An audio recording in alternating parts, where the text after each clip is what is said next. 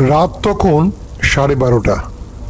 রবিন মোবাইলটা বের করে দেখে নেটওয়ার্ক নেই, ব্যাটারিও প্রায় শেষের পথে। ঝড় বৃষ্টিতে পুরো রাস্তা ভিজে একাকার। অফিসের কাজ শেষ করে রবিন বাড়ি ফিরছিল, কিন্তু দুর্ভাগ্যবশত মাঝপথেই শেষ বাসটা বিকল হয়ে যায়। বাধ্য হয়ে তাকে নির্জন রাস্তা ধরে একাই হাঁটতে শুরু করতে হয়। হঠাৎ চোখ যায় রাস্তার ধারে ছোট্ট একটা চায়ের দোকান। টিনের চালা দেওয়া পুরনো দোকানটা যেন ঝড়ের মধ্যে কেমন যেন রহস্যময়ভাবে দাঁড়িয়ে আছে। এই যে বাবু, শুনছেন? এক কাপ গরম চা খেয়ে যান। এমন ঠান্ডা রাতে শরীরটা গরম হয়ে যাবে। লোকটির কথা শুনে রবিনের গায়ে যেন কাঁটা দিয়ে উঠল। নিজেকে সামলে নিয়ে রবিন বলে ওঠে, অদ্ভুত ব্যাপার, এই নির্জন রাতে দোকান খোলা রেখেছেন? বাহ, তাহলে এক কাপ কড়া লিকারের চা বানিয়ে দিন। রবিন লক্ষ্য করল বৃদ্ধ লোকটার চোখ দুটো অস্বাভাবিক রকম ফ্যাকাশে, যেন অনেকদিন ঘুমায়নি। কাকু, এত রাতে কি সত্যি কাস্টমার আসে? এই নির্জন রাস্তায় একা হাঁটতে আমার কেমন গা ছমছম করছিল। এটা রাতের চায়ের দোকান। এখানে যারা আসে তারা সবাই রাতের বেলাই আসে। কিছুক্ষণ পর দেখতে পাবেন। আপনার দোকানটা দেখে অন্তত একটু সাহস পেলাম। যাকগে, চায়ের সঙ্গে কিছু খাবার আছে নাকি? বেশ খিদেও পেয়েছে। দোকানদার ধীরে ধীরে চায়ের কাপে চামচ নাড়তে নাড়তে নিচু গলায় বলল, দোকানের খাবারগুলো ভালো নেই বাবু, বৃষ্টির জলে নষ্ট হয়ে গেছে। এবার চা খেয়ে নিন, দেখবেন আপনার ভালো লাগবে। চা নিয়ে ওই ব্রেঞ্চে বসে যান। এত করে বলছেন যখন, দিন। রবিন মনে মনে ভাবল, সামনেই কবরস্থান, অথচ লোকটার সাহস আছে বলতে হবে। এমন নির্জন রাতে নিশ্চিন্তে দোকান চালিয়ে যাচ্ছে। বেঞ্চে বসে চা খেতে খেতে অদ্ভুত একটা গন্ধ নাকে ভেসে এলো। আর ঠিক তখনই চোখ যায় দুজন অদ্ভুত লোক কবরস্থানের ওখান থেকে ধীরে ধীরে ওর দিকে এগিয়ে আসছে। দুজনেরই চোখ অদ্ভুত ধরনের সাদা, মুখে কোনো অভিব্যক্তি নেই। ভয়ে রবিনের হৃৎপিণ্ড কেঁপে ওঠে, হাত থেকে চায়ের কাপটি নিচে পড়ে যায়। হঠাৎ তার মনে হলো এখান থেকে চলে যাওয়াটাই ভালো। রবিন দ্রুত হাঁটতে শুরু করলো, কিন্তু কয়েক পা এগোতেই আবার থেমে গেল। সামনের রাস্তা থেকে এবার দুজন মহিলা ওর দিকে ছুটে আসছে। অদ্ভুত পোশাক, এলোমেলো চুল, আর চোখ দুটো সম্পূর্ণ সাদা, ভয়ঙ্কর, বীভৎস। ভয়ে রবিনের পা দুটো যেন অবশ হয়ে গেল। বাবু, মনে হচ্ছে চাটা পড়ে গেছে। নিন, আরেক কাপ দিচ্ছি।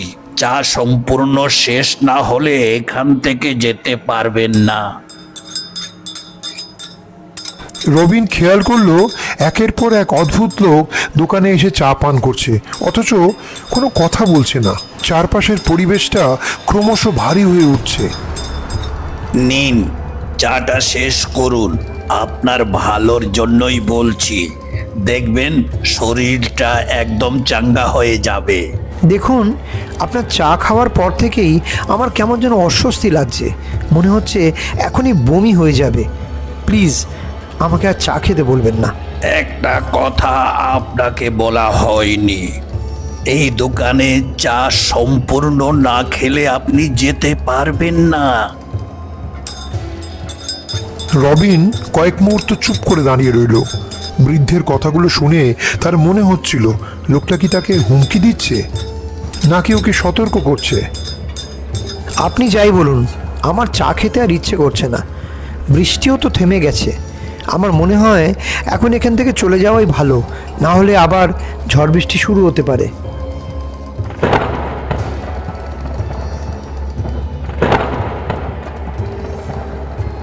নিশ্চয়ই যেতে পারেন, কিন্তু এই জায়গার কিছু নিয়ম আছে।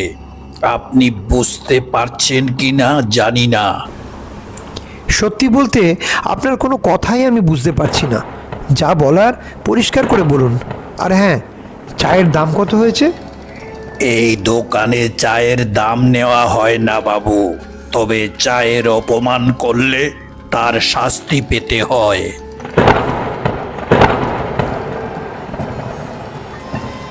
কি বললেন? শাস্তি? কিসের শাস্তি পেতে হবে? ইশারায় আপনাকে অনেক কিছুই বলেছি, থাক, আর কিছু বলতে হবে না, আপনি চলে যান। রবিন তাড়াতাড়ি সেখান থেকে চলে যেতে চাইছিল, কিন্তু পেছন ফিরতেই ভয়ে তার বুক কেঁপে উঠল। চায়ের দোকানে সেই অদ্ভুত লোকগুলো কখন যেন ওর সামনে এসে দাঁড়িয়েছে। কারো চোখ নেই, কারো মুখ নেই, তবু তারা ভয়ঙ্করভাবে চিৎকার করে চলেছে।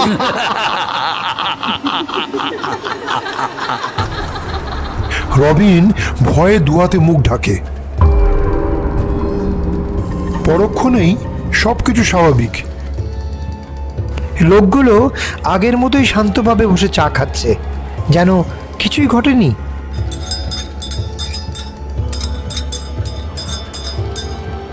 শুধু দোকানদারের মুখে তখনও লেগে আছে সেই রহস্যময় হাসি।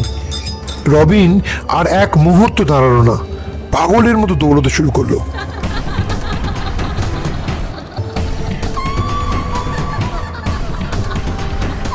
কিন্তু দোকানে সেই লোকগুলো ওর যেন পিছু ছাড়ছে না। কিছুটা এগোতেই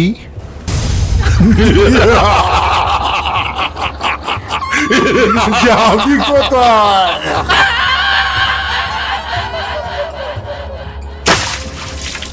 রবিন নিজেকে আর সামলাতে পারে না, জ্ঞান হারিয়ে মাটিতে লুটিয়ে পড়ে।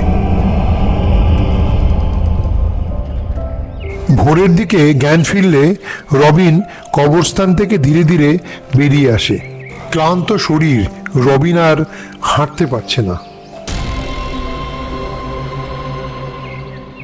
কিন্তু অদ্ভুত, চায়ের দোকানটা আর নেই।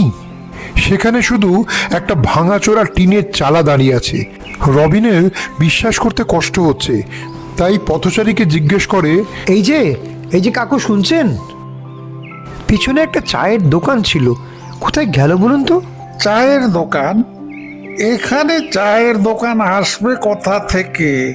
চা খেতে হলে সামনে একটু এগিয়ে যান, অনেক দোকান পেয়ে যাবেন। আরে মশাই, কাল রাতেই তো আমি এই দোকানে বসে চা খেয়েছি। একজন বৃদ্ধ দোকানদার ছিল, আর অনেক কাস্টমারও ছিল এখানে।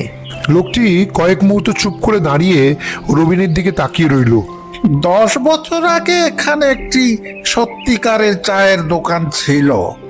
অনেক লোক আসতো চা খেতে। ঝড়ের রাতে বিশাল গাছের ডাল ভেঙে পড়ে দোকানের উপর, তাতেই অনেক মানুষ মারা যায়। তারপর এই দোকান আর কখনো খোলেনি, বুঝতে পারলেন?